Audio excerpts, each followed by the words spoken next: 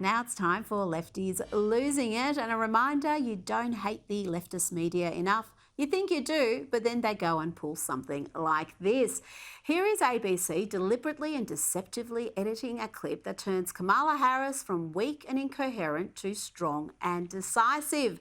Watch the original clip that they posted that was widely mocked, followed by the version that went to air on Monday night. See if you can spot the not-so-subtle difference. But it seems that Prime Minister Netanyahu is not listening.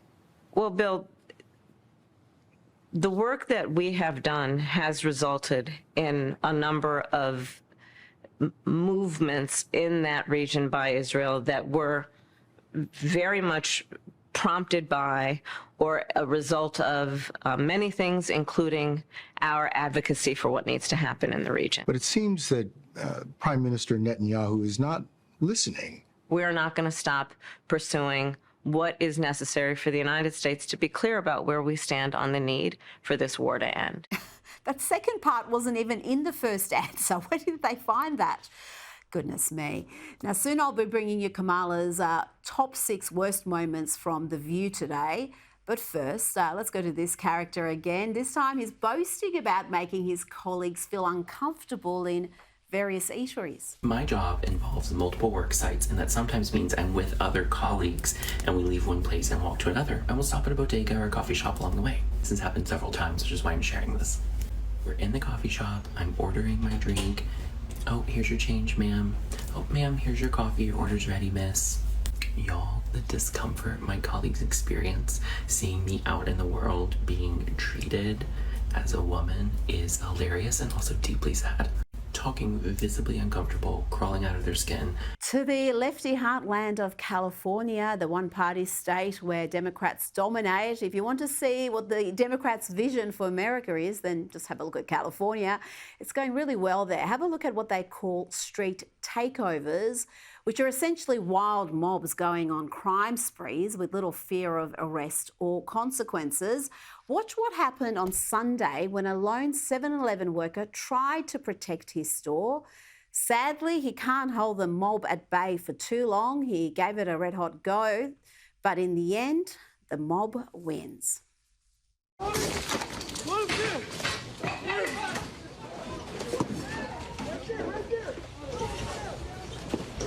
Let's check in on former MSNBC host Keith Olbermann. He calls on Biden to deport US citizen Elon Musk. This is really sane and normal. Time to cancel all the contracts and reassess his immigration status and hopefully deport him the hell out of the country. And if we can't do that by conventional means, President Biden, you have presidential immunity. Get Elon Musk the out of our country and do it now. Now to a male teacher who is upset that only one of his students has noticed or commented on his boobies. Here is another ad for homeschooling. One of my students, a teenager, was ranting to me about how it's so easy for her to notice. How come no one else has noticed? She's kind of got a point. And I'm not actually hiding purple curly hair, cat's eye glasses in the classroom, painted nails all the time, bracelets. I wear skinny jeans. How did people not notice? How have they not noticed B cups yet?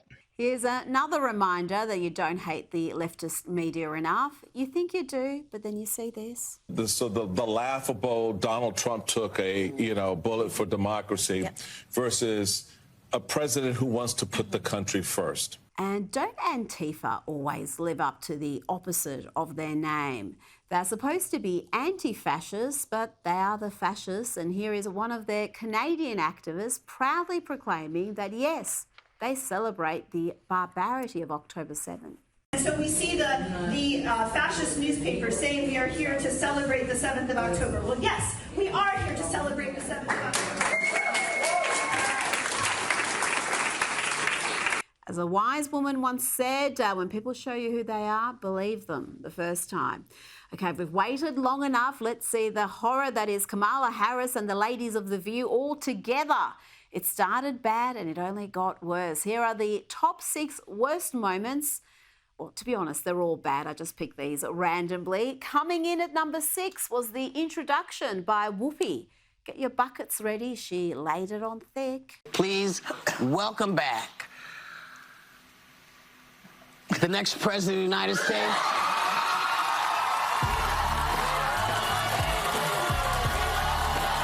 Oh my God, so exciting. And you thought that was bad. Watch the post-interview reaction from Whoopi. She looks like she needs a cigarette. Well, I'm just basking in the light. You know, it's pretty remarkable. She's basking in the light. I'm just happy to see them happy because they're often joyless, including Joy Behar, proving yet again that she exists in some sad echo chamber on a parallel universe.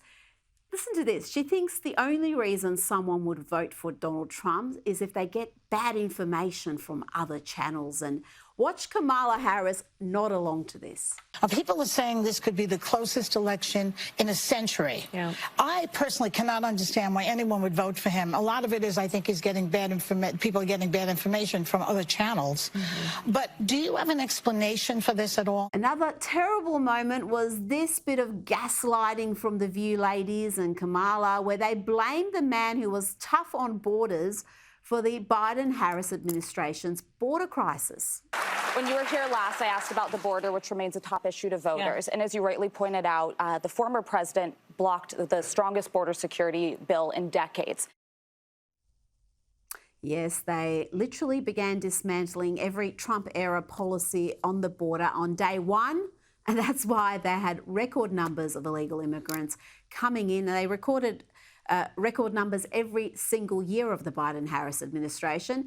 And talking about gaslighting, listen to Anna Navarro blame Trump for the Biden-Harris administration's woeful response to Hurricane Helene. Apparently, Trump pointing out the White House's failings is what's really dangerous, not all the folks without food, water, shelter who are not getting the help they need. What do you think the effect of these lies are, and why is he doing this? Well, It's profound, and it is the height of irresponsibility and, frankly, callousness.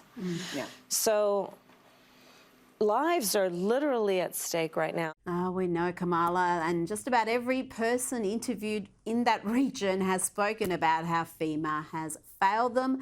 The worst moment, though, of Kamala's appearance on The View when she spoke the truth. That was the worst moment, because brace yourself, folks. Unlikely that you're going to see this sort of honesty again from her. This is devastating. Well, if anything, would you have done something differently than President Biden during the past 4 years? There is not a thing that comes to mind in terms of, and I've been a part of most of the decisions that have had impact. Nothing comes to mind. I thought she was the change candidate. She was going to turn the page. Now, have you noticed how none of the Free Palestine protesters ever chant against Hamas, against the atrocities of October 7? Could it be that some of them agree with the barbarity that was unleashed? Let's see what happens when a Jewish documentary filmmaker dons a keffiyeh and goes undercover at a rally. Do you think that October 7th was too much? No, they're going that way. It was justified. Everything. So October 7th is 100% justified, and we have to do more October 7th. Do you think October 7th actually was the Israeli government killing its own people to justify the invasion of Gaza? Absolutely. Because it's a huge campaign and they need an excuse. Yep, that's Army Horowitz, and it seems that in their own leftist circles, these activists freely admit to believing Israel was behind the October 7 attack. The Israelis actually did it as a false flag operation. That's what I think. Yeah, I think a lot of it was self-inflicted. Yeah, On purpose. On purpose. Yeah. that they killed their own people. That Israel killed their own people to justify the Gaza invasion. Yes, yes. Do you think that October 7th was actually committed by Israel? So yeah, Hamas doesn't have the kind of military weapons that would have incinerated houses and, you know, the kind of destruction. They don't have that kind of sophisticated weaponry. So it is most definitely Israel that did it, you know? So there's no denying that. Sophisticated weaponry, what, like matches, a fire? Joining me now is documentary filmmaker and commentator Ami Horowitz. Ami, how did it feel to march with these people who want to see the destruction of the only Jewish state, who some of them defend what happened on October 7? Yeah, by the way, I got to say, I like my terror chic look. What do you think? I think I should adopt it going forward, no? You know, wear it next time I come on the show. Look, the reason why I did that will surprise a few people. Yeah, no, that's true. You know what? I'm always looking to zig when other people think I'm going to zag. That's my brand. Look, the reason why I did this is because I want to show these people stand for who they are. Look, the media portrays them as simply people who feel bad for the Gazans who are being put upon by the Israeli war machine. They simply want to help the Palestinians to get aid and to get help. That's how they're portrayed by the media. I spent all day with these people, asking them the same questions, and I didn't get a single person who said at the look, they did it on October 7th, Rita. They didn't do it on a different day where they could have, any day of this year, they could do a rally, support the Palestinians. They chose October 7th because it is a celebration for them. Every single person I spoke to said what happened October 7th was legitimate. They all said they stand with Hamas, who's standing for the Palestinian people. And by the way, then oddly, the same time they hold this belief, and by the way, I didn't even know this was a thing.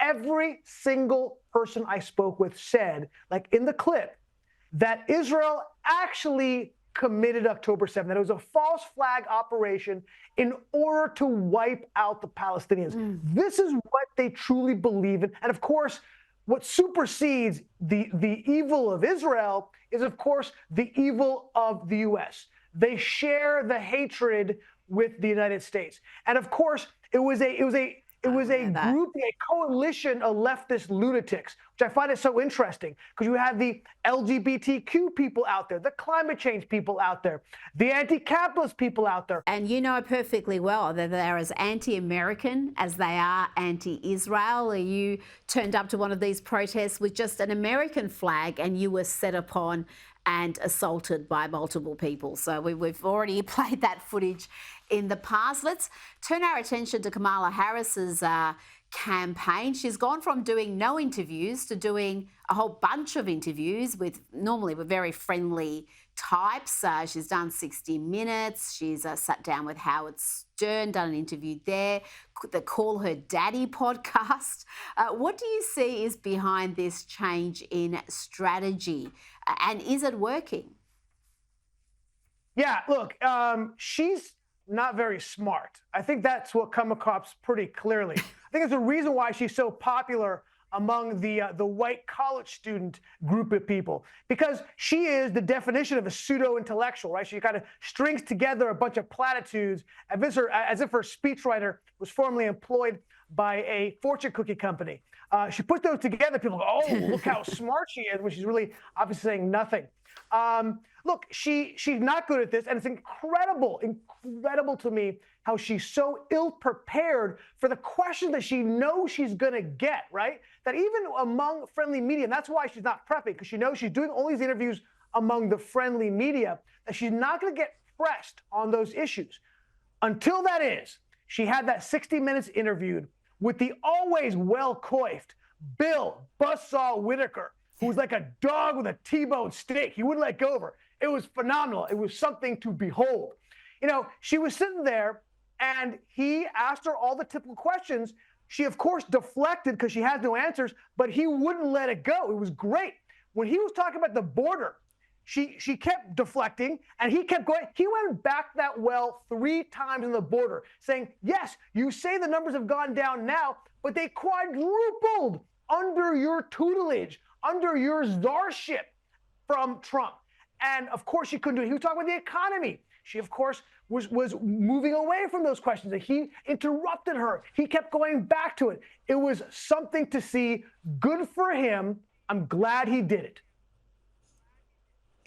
Yes, yeah, he was tougher than she's faced, but still, I thought she got away with plenty. There was a lot of platitudes, a lot of empty statements, even the whole, how are you going to pay for this? Well, we're going to tax the rich because the rich don't pay any tax, when he would have known perfectly well that that was a data point he could have corrected her on.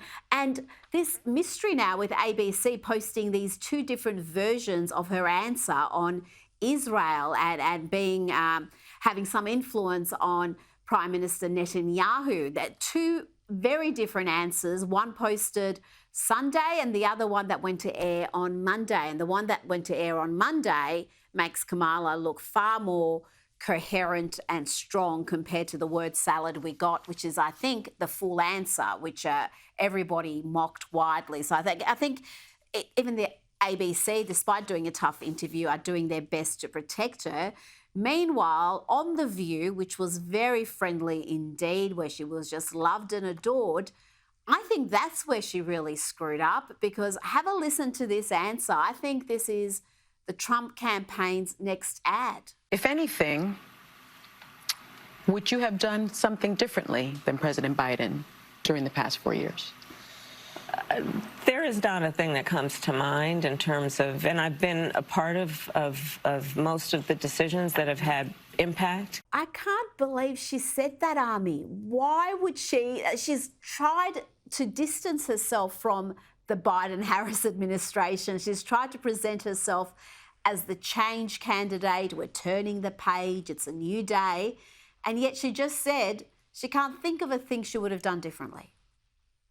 She's so bad at this. Look, she's a bad politician. She has fallen down upwards in every single position she has gotten. Look, of course there's an answer for that. Well, look, what's incredible to me, again, is that this is an election of change, right? The majority of people want a change candidate, but the majority of people see Trump as the change candidate because, like she admits, she says it. I was in the room for all the decisions. Yeah, they were all crappy decisions, right? But look, the truth is she's in a tough spot. I don't want to give her a pass here, but she's in a very tough spot. Either she's going to condemn the policies that she was beholden to, that she was actually pursuing, or she has to say, look, I agree with them all, and they were all crappy policies, which is why he had to leave the race, because everyone knows he's been one of the worst presidents we ever had. Tough spot. I feel for her. Oh, it's a tough spot, but like you said, it was a question she would have anticipated, and it's something she's got to be ready for. How are you different from the last 4 years? How are you the change candidate? And she had nothing. Now, President Biden has done it again. He has spoken to the media while Kamala was on air, stealing her thunder. And he made a point of setting the record straight on Governor Ron DeSantis, Florida governor, who Kamala Harris had accused of playing politics with hurricane relief. Playing political games with this moment in these crisis situations, these are the height of emergency situations, is just utterly irresponsible, and it is selfish. Now, DeSantis slammed Kamala Harris for that bit of gaslighting, pointing that she's never made contact before during natural disasters that he's dealt with, and that he talks to the president, not her. And remarkably, President Biden backed him up. This is telling. The governor of Florida has been cooperative. He said he's gotten all that he needs. I talked to him again yesterday, and I said, no, you're doing a great job. It's all being done well. We thank you for it. And I literally gave my personal phone number to call. Is he trying to undermine her? Is this deliberate, or am I reading too much into it? Is it just Joe Biden sort of being unaware? Oh, come on. Give the old man a pass. I mean, hasn't he gone through enough, Rita? He doesn't need it from you doubling down on him. Just let it go. Look, this whole riff on DeSantis Harris and him not taking a phone call, I mean, it's just so gross. The man is right now in the middle of dealing with his second major hurricane in a week. The one that's hitting now, they say, is the biggest hurricane to hit Florida in 100 years. Sorry, Kamala, he's a little bit busy prepping for it. Like he said, she's like a spurned girlfriend. Like he won't take my phone calls, not returning my texts. Yeah, he's got more important things to do than deal with your craziness. I mean, leave the man alone. To call him selfish? Who's being selfish? You're politicizing this. You're making this about you. She can't help herself. You're the VP. You have absolutely no role when it comes to this. But look, I think she, rather than bothering him when he's trying to prepare, maybe she could focus on FEMA, which, by the way, has a tremendous amount of problems. First of all, FEMA can only make available right now for this hurricane 9% of its staff for hurricane relief, when historically 25% of the staff is there because they're having massive staffing problems. 33% of all the jobs in FEMA are still unfilled when we're spending trillions and trillions of dollars. And then even more gross, this webinar came out. I don't know if you saw this. This webinar came out where they were actually saying that FEMA was saying that we have to prioritize equity over absolutely helping the most amount of people possible. This is when intersectionality actually becomes deadly, okay? Then a second webinar came out. They said we got to prioritize LGBTQIA plus -ampersand. That is how, look, it reminds me of that New Yorker cartoon that came out, my favorite cartoon, that said the world is ending, minorities disproportionately affected. That's where we are. We're actually living a New Yorker cartoon. Ami Horowitz, thank you so much for your time tonight. Always a pleasure.